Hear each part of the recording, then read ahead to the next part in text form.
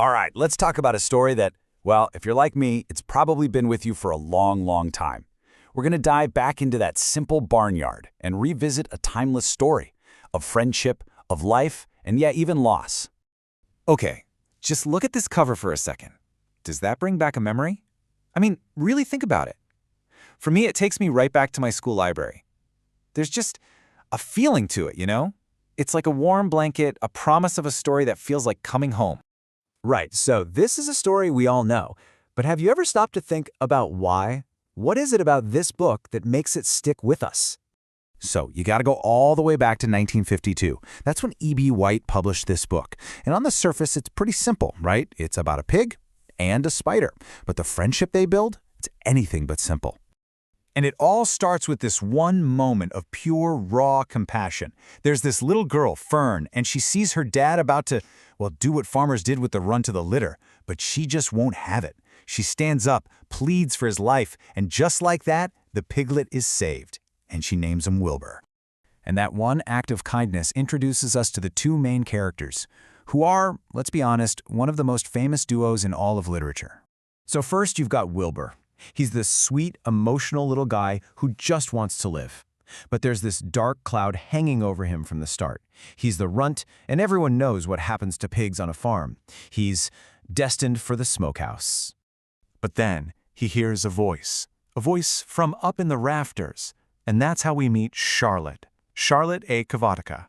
And let me tell you, she is so much more than just a barn spider. She's a writer, she's a loyal friend, and really, she's the hero of this whole story. And these two couldn't be more different. I mean, you have Wilbur, who's basically just a big ball of emotion, just desperate for a friend. And then there's Charlotte. She's so calm, so wise, so motherly. So when Wilbur finds out he's in real trouble and just completely freaks out, what does Charlotte do? She calmly promises to save his life, just like that. Okay, so you're probably thinking, how on earth is a tiny spider gonna save a pig? Well, it's not with strength, it's with words. Charlotte's plan it's absolutely brilliant.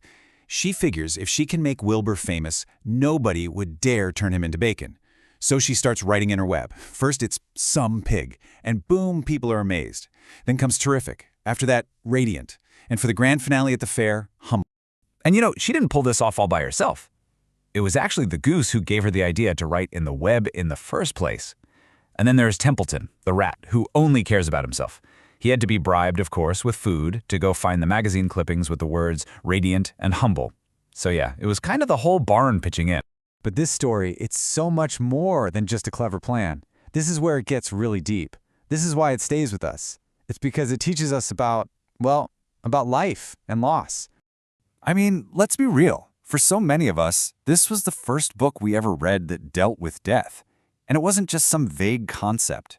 It was the loss of a character we had grown to love and admire, which is why it hits so hard. And that's the genius of it. As the scholar Trudell Thomas puts it, the story shows us that even when something sad and final happens, life keeps going. Goodness and love, they win out in the end. It's all part of a cycle. And that brings us to that ending. Oh man, that ending. It's so bittersweet, isn't it? Wilbur is saved, he's a prize pig, his future is safe.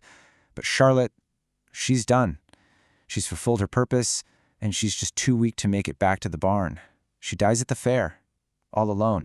That scene, it just sticks with you forever. So why? Why, after all this time, do we still talk about this story? Why does it endure?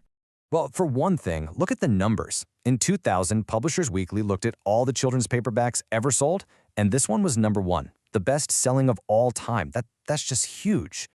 And it's not just the book. Every generation seems to get its own version. You had the animated movie back in '73. I bet a lot of you remember that one. Then the live-action one in 2006. And now there's even a new series coming in 2025. This story just keeps getting passed on.